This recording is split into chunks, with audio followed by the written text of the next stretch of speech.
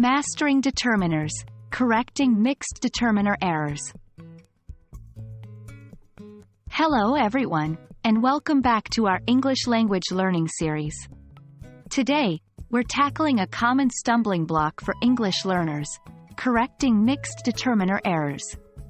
As always, we aim to help you grasp these concepts and become more fluent and confident in your English usage. So, let's get started. First things first, what exactly are mixed determiner errors?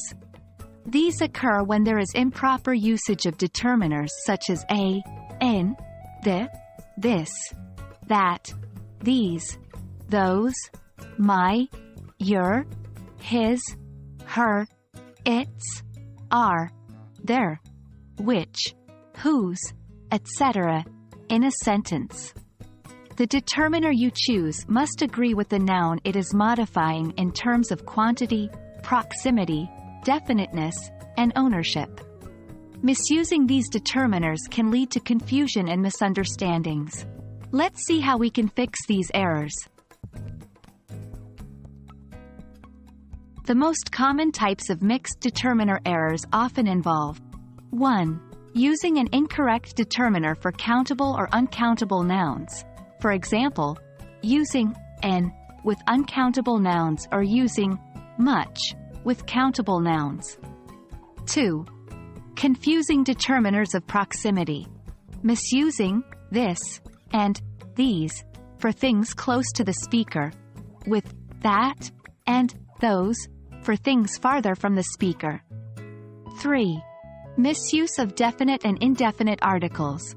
For example, using the when we are not referring to a specific thing, or using a or an when we are referring to a specific thing. To correct these errors, you must 1. Understand the context of the sentence. The context will often guide you in choosing the right determiner. 2. Know the type of noun. Determine whether the noun is countable or uncountable, and choose the determiner accordingly. For example, an apple, countable, versus some water, uncountable. 3. Determine proximity. Choose this or these for things close to you and that or those for things further away. 4. Use definite and indefinite articles correctly. Use the when referring to something specific and a or an when it's not specific. Let's practice correcting some mixed determiner errors together. Incorrect. I have much books. Correct. I have many books. Incorrect. This shoes are mine. Correct. These shoes are mine. Incorrect. Can you pass a salt?